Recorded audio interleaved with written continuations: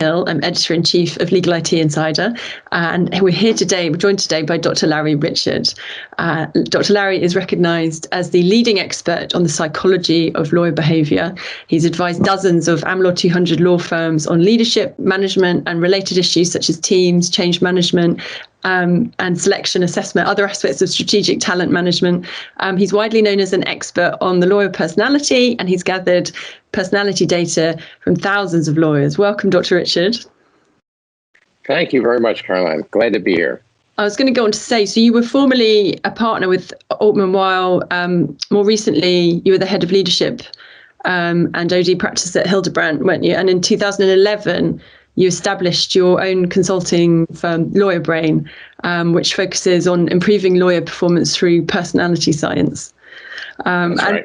One of the reasons I told you this before, but one of the reasons I wanted to speak to you is because I saw you speak at Clock, and I think I was quite candid with you about the fact that you were speaking quite late. And me being me, I was thinking about drifting off to the bar, and I was so pleased. I found your talk absolutely riveting, and as a lawyer or former lawyer myself, I could identify with every single one of the personality traits that you identified. How long is it that you have been studying the personality of lawyers? It's going on 30 years, and it's been actually, I could argue it's longer than that, because I often joke that I became a lawyer at age 2.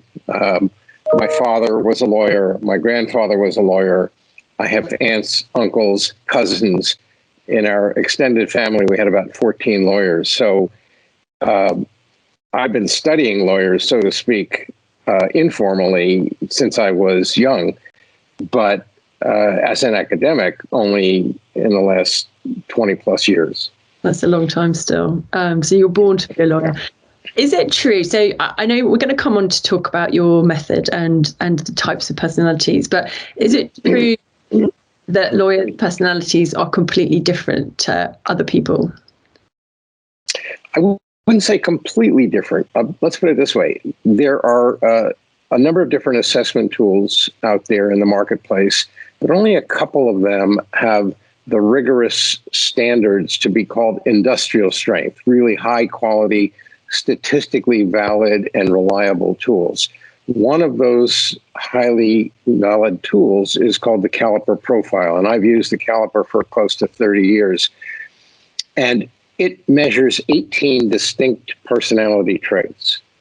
Every one of those traits, if you measure the general population, is measured on a scale of 0 to 100%, but the average always falls at 50%, because when you get a large group of people, high and low scores cancel out, and you get this regression to the mean. So every trait, every one of the 18 traits averages at 50%. Lawyers are typical. If you take any occupational group, you're always going to see some slippage. It won't be exactly 50 when you get a smaller group like accountants or barkeepers or taxi drivers. But it's going to be close to 50. It's going to always be between the standard deviation boundaries, which are 40 to 60%. So every one of the 18 traits will fall between 40 and 60% for any occupation except lawyers. And we have 7 of the 18 traits where the average for lawyers either falls below 40% or above 60%. Now that's 7 more than most occupations. So we're not completely different. We have, do the math. 11 of the traits fall right in the normal range, just like the general public. But these 7 traits are unique outliers, and we're unlike any other profession by having that number of departures from the norm and the magnitude of some of those departures.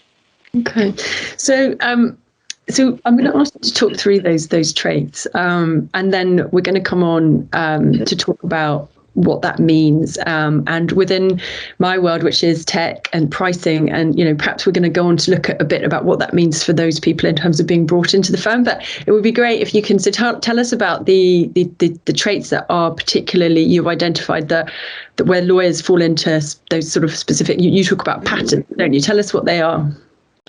Sure. So the first one and the most amazing one is skepticism. Lawyers, remember, for each of these, the public is at 50, right? So the average skepticism score for lawyers is 90%. And the reason it's so high, and I'd say most lawyers that I test have an elevated skepticism score. Sometimes it's just a little above 50, sometimes it's in the high 90s, but most lawyers are in the 90s. The reason it's so high is because the very idea of practicing law requires us to, quote, think like a lawyer. And think like a lawyer means look for issues, figure out what could go wrong, figure out what the problems are. That's the same as skepticism. That's skeptical thinking. So the personality trait of skepticism embodies the very mental thinking process that law school trains us to do. And so it's natural. It shouldn't be surprising that people who dispositionally, that is personality-wise, have that trait in excess would be more attracted to the legal profession than people who are average on skepticism. And that's exactly what we find, highly skeptical people. Number two, lawyers have, excuse me, I seem to have a frog in my throat this morning, so I had let me just take a sip of water here.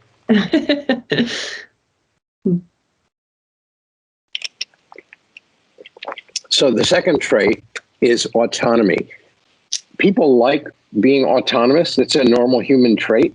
We don't like being told what to do, but it averages at 50%, which is kind of like a way of saying, for most people, yeah, I don't like being told what to do, but I'm pretty compliant with most things. It's just that I'm going to get my back up if you really press me. But lawyers are not like the average person. Lawyers have almost as high an autonomy score as skepticism, 89%, which is basically in the zone of don't you dare tell me what to do. And every single thing, I'll give you a perfect example of this. I was once in a CLE lecture and I dropped my pen on the floor and it rolled under the seat of the lawyer sitting next to me. And I whispered to him, would you please hand me my pen? It's under your chair. And he said, get it yourself. It's your pen. That's so rude. That's not autonomous. That's just rude.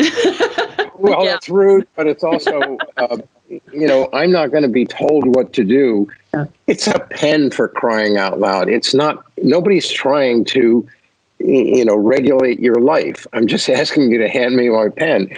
But a simple act like that becomes filtered as a battle of autonomy, where for most people that would just be a no-brainer. Here's your pen. So we don't like being told what to do, which is why it's so hard to manage law firms, because I'm sure you've heard the phrase, managing lawyers is like herding cats.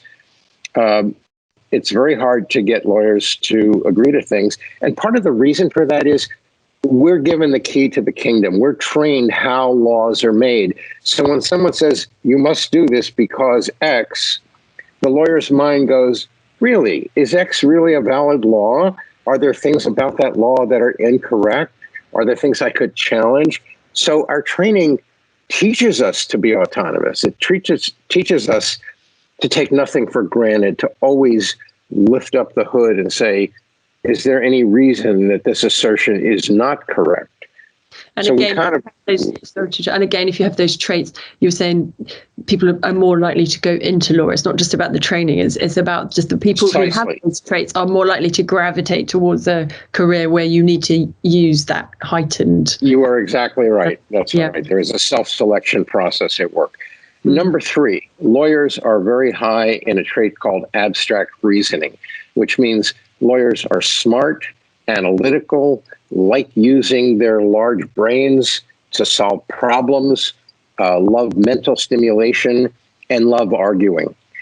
And this is the point where most of your listeners should be saying, no, I don't, because that back and forth, that you said X, no, I didn't, that kind of point counterpoint is part of the high autonomy axis. And so autonomy and abstract reasoning marry together to get somebody who's just disagreeable for the fun of it. We like arguing and analyzing, and we like not being told what to do. So when you put those two together, you're going to get somebody who loves a good argument and is like a dog with a bone. What are we up to? Number 4 is high urgency. For some of your listeners and viewers, they're already saying, come on, move on. You could have given us a list on the screen of these 7 traits and we wouldn't have to listen through all of this detail. That's urgency. High urgency people are cut to the chase people. We want to get to where we're going. We don't want to be where we are. So we're impatient. Now, there's an advantage to urgency in the practice of law, especially in private practice, because we all know that our clients want responsiveness. People come to lawyers with the most dire problems, and they want solutions as soon as they can get it. And the lawyer who provides that prompt response to the client is the one that's going to get hired again. And so lawyers know this, and they try to be responsive. It stands to reason that people who have a dispositional tendency to be responsive are going to enter the profession in greater numbers than people who have a relaxed score on urgency. So we get a lot of urgent behavior. The problem is in other roles, like in our leadership role, leadership does benefit from people who want to push the agenda forward, but it also cuts the other way, because leadership only works when you can get buy-in from your followers. And you can't get buy-in when you're impatient. If I said, Caroline, do you want to buy into this plan that I'm proposing? Are you in or out? Okay, you're in. That's not buy-in. That's coercion.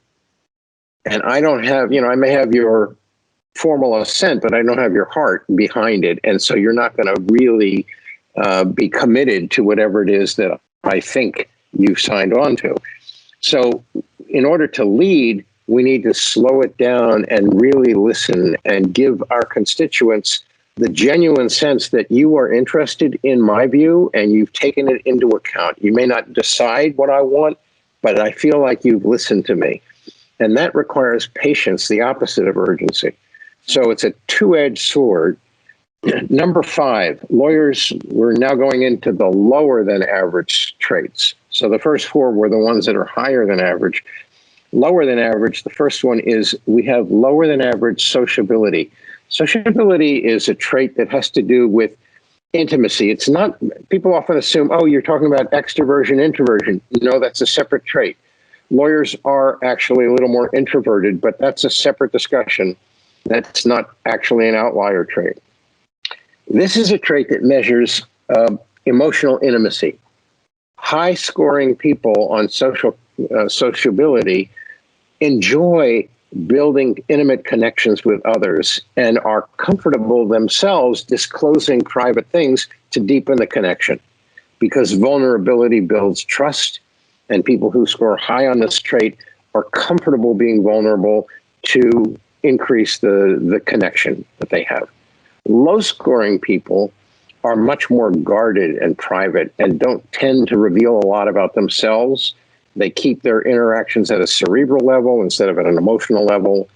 And really low-scoring people might, in addition, be very suspicious about anything having to do with relationships. So if I go into a law firm and I say words like relationship, intimacy, connection, vulnerability, you're going to see people rolling their eyeballs and starting to diminish what I've said. They'll label it touchy-feely, and they'll call it other, names that are sometimes demeaning, because it's a way of saying that's off-putting to me. Now, I understand that mindset, and I used to have some of it myself when I was practicing law, but there's research that's occurred only in the last 10 to 12 years that's very, very compelling. And it tells us that social connection is one of the single most important things that we can do for our well-being, for our longevity, and for our overall life satisfaction. And so we really have to think twice. Do we really want to trivialize this very important area as we've been doing for decades? So that's the first low trait. The second low trait is low resilience. This is trait number 6.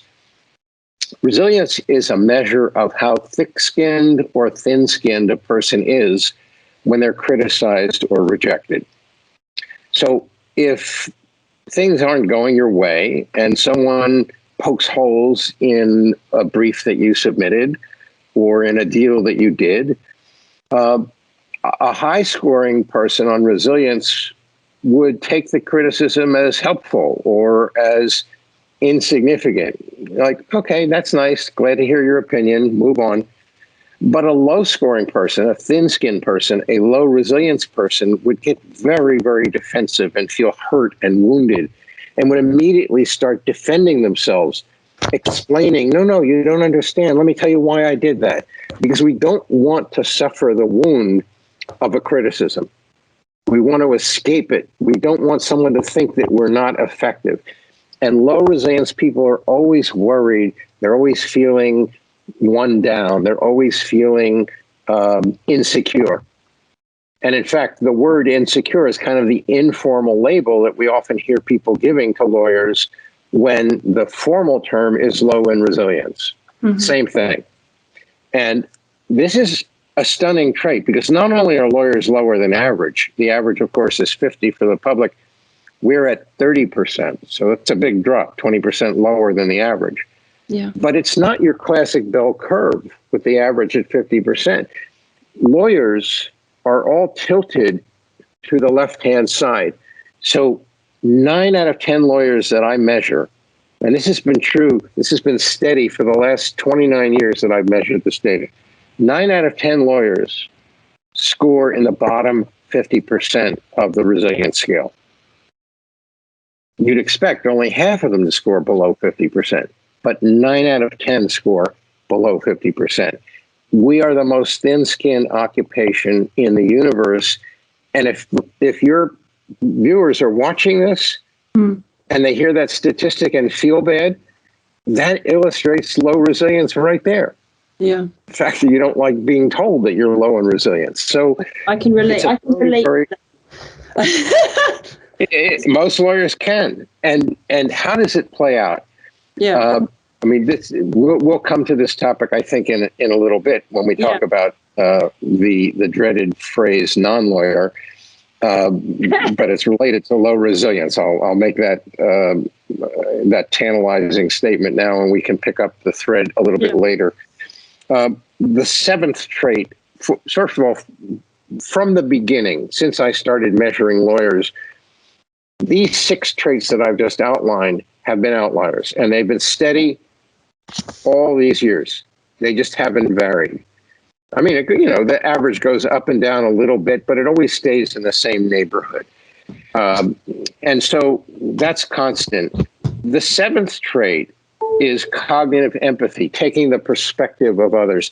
That's always been a low trait, 41%. But remember, I said in order to be an outlier, it has to drop below 40. So I never considered it a 7th outlier trait because it was technically within the boundary, 40 to 60 middle boundary. But empathy has been dropping precipitously over the last several years.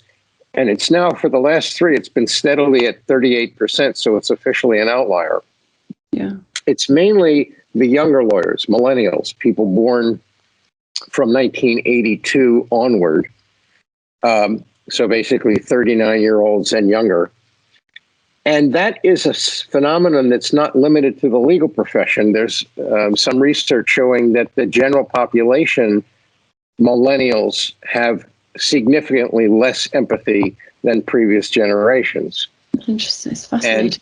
And no one knows for sure why, but one article, one study proposed that possibly it's because the younger generation, instead of playing in the schoolyard and learning empathy because they can see your reaction when they do something visible, this generation texted each other, and texting doesn't have visual feedback and it doesn't give you emotional feedback. And so where would you learn empathy if you don't have visual and emotional feedback? So it's a whole generation of people who have low empathy and don't realize it. or as one millennial said, whatever. So it's terrifying. That is terrifying. But anyway, yeah. And it is terrifying because cognitive empathy, taking the perspective of others, is such a vital trait. It's important for rainmaking, for business development. It's important for leadership. It's important for client retention. It's important for collegiality in a firm. It's important for the practice of law. It's important for just about everything that we do. And when you don't have it, you suffer. Yeah. So, I think your starting point needs to be, it can be taught. No. I'm sorry? I think your every starting point needs to be empathy, you know, with whatever it is, within business and outside. Actually, if you start with empathy, usually you get to where you need to be. I agree. And so it's, luckily it can be taught to people. So if you have a willing learner, there are techniques to teach people to take the perspective of others. And most of it is really about teaching someone to practice paying attention to the other person and to their needs. But there's also a skill element that can be taught. But it's a very important trait. So those are the 7. Those are the 7. I mean, cumulatively, thank you for showing those. Cumulatively, sure. That it strikes me. So given what's happening at the moment within the sector, given the huge amounts of change and the pressure on people and which requires strong and empathetic and inclusive leadership, right? So the leaders need to be able to take people along with them with what's happening. And we talk about digital transformation, which is no longer an option and has been accelerated by the pandemic. It seems like all of those traits will make it significantly harder because they involve change. They involve being challenged in the way that you do things. You can't just do things in the way that you've always done them. You need to be able to, accept guidance on doing things differently, even if it doesn't mean that you're doing them wrong. But actually, there might just be a new way that we now have to think about doing things. I imagine that all of those traits make this period very difficult for lawyers. They do. They all work in opposition to what's needed right now, which is quite unfortunate. And there are a couple of, broader long-term solutions like expanding the talent pool. If we can start attracting people to the law who have different personalities. Now, of course, remember, not 100% follow these outlier traits. These are averages, and it's a bell curve distribution. When we say that these are distinctive traits, what that usually means is that more lawyers have these traits than you see in the general population. But that doesn't mean all lawyers have these traits. So when we're talking about adapting to all of this unprecedented change, there are lots of reasons that these traits are disadvantageous. But the principal one in my book is that we need, more than anything else right now, innovation in law firms. Yeah. And if you look at these 7 traits, Caroline, the first one I mentioned, skepticism, that trait alone is enough to inhibit innovation. You cannot innovate when you're thinking skeptically. The two just fight each other. Right? Let's think of all the great new ideas that could work. Oh, that'll never work. The two ideas are incompatible. You can't have innovation and skepticism in the same breath. Now, what can you do? You can train people to dial back their skepticism. That's hard to do.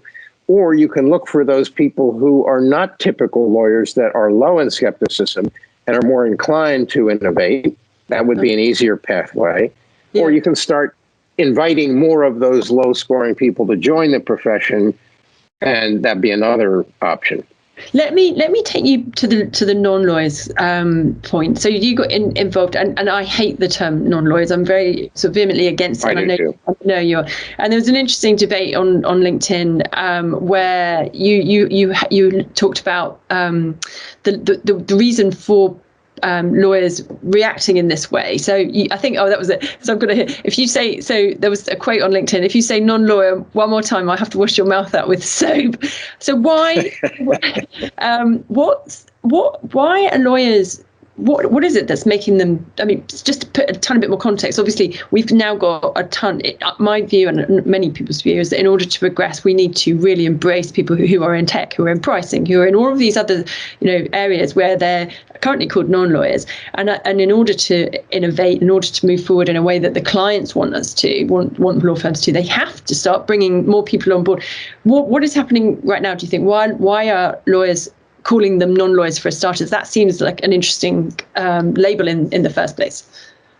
So let's start with the proposition that I think you are driving at, which is in this technology-driven future that we see the legal profession moving toward, it is the professionals who have other expertise, tech expertise, legal operations people with all the dozen different expertises that are included in legal ops.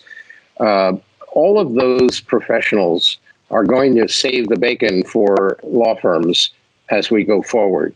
And so it's just foolhardy if we demean people who are saving grace. So why do lawyers do that anyway? And the reason is, remember I said low resilience is equated to the informal label insecure. If a person is insecure, what's the quickest, most expedient way to start feeling secure? To elevate yourself. If I put down other people, it makes me feel better. And so anyone who's not a lawyer, if I call them a non-lawyer, it makes me feel superior. If you think about other professions that don't have this low resilience problem, take medicine, for example. I doubt anyone who's viewing this has ever gone into a doctor's office and been told, the non-doctor will see you now.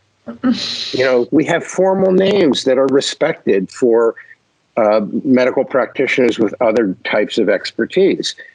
And we have names for those in law, but we don't use them. We call them non-lawyers because of the insecurity. Interesting. And it's not to do with arrogance, do you think? It's more to do with insecurity. That's right. People often say, this lawyer is arrogant. And I can see why it would look that way. But arrogance is probably a misapplied label. It comes out of insecurity more than arrogance. It's not that I feel superior. It's that I wish I felt superior. And one way to achieve that is to put other people down. So what do we do in the last few minutes? What do we do? So moving forward, we have this vision of this much flatter organization where we embrace people for their skills in all of their different guises. What do we do to try and achieve that kind of organization, do you think? So the first answer to that question is leadership. Leadership is, according to John Cotter at Harvard, it is a response to uncertainty and change. When things are predictable, we don't need leaders. We just keep blocking and tackling and doing the things that have always produced excellence. But when the game changes, when the external environment is unpredictable, as we have increasingly faced in the past few years and will increasingly face more in the future, that uncertainty necessitates psychologically, it makes us feel a need for leadership. It makes constituents in an organization want leadership. And so leaders, when they step into a role, are basically there because people are saying, show us the way, show us the path forward. So the only way that leaders can do that, or I should say the first step that leaders do, is they take the lead. And what does that look like? It looks like role modeling. Leaders take the first step. So leaders, in order to get lawyers on board with innovation, for example, have to, if let's say a leader is him or herself high in skepticism, they have to figure out themselves a way to dial back their own skepticism and be much more trusting, accepting, willing to try out new things, less risk averse. They have to do that themselves so that they set an example for other people. That's not the only thing that has to happen, but that's the first thing that has to happen. By the way, that reminds me of another point. People always say lawyers are risk averse. And I myself have seen that in lawyers. but it's not. I've always been surprised that our data do not show elevated risk aversion. It's a bell curve distribution. There are some lawyers that are highly risk averse. There are some lawyers that are not risk averse. And there's a bunch in the middle that are kind of, 50-50. So why is it that we have the experience that lawyers are so risk averse? And the answer is the trait of low resilience acts just like risk aversion, but only when there's a risk of being criticized. In other words, if you're low in resilience and you're not risk averse by nature, you're going to behave like a risk averse person, but only in circumstances where someone might criticize you.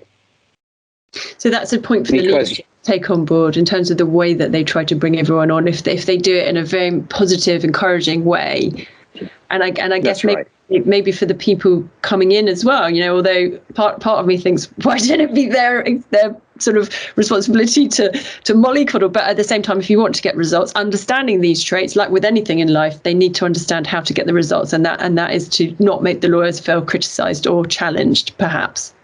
Well, look, there's a lot of new emerging neuroscience research showing that when leaders are critical of their constituents, even if they do it for a benign reason, I think if I'm critical, it will motivate you to try harder. It turns out that neuroscience tells us it doesn't work that way. Criticism backfires. It shuts down the hippocampus in the brain, which is the region of the brain responsible for learning and memory.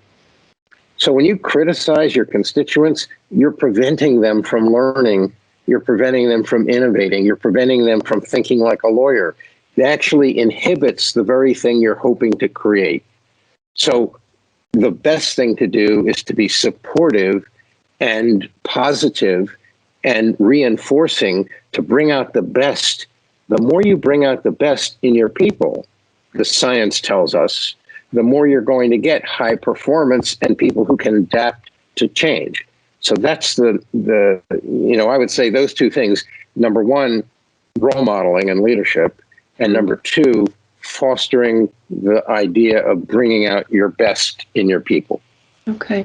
Well, look, we're out of time, but I think probably that's as good a note as any to leave it on. And I will put links alongside when I publish this video to your work and your website, The Lawyer Brain. And I really appreciate your time, Dr. Larry Richard. Thank you so much for speaking to me. My pleasure, Caroline.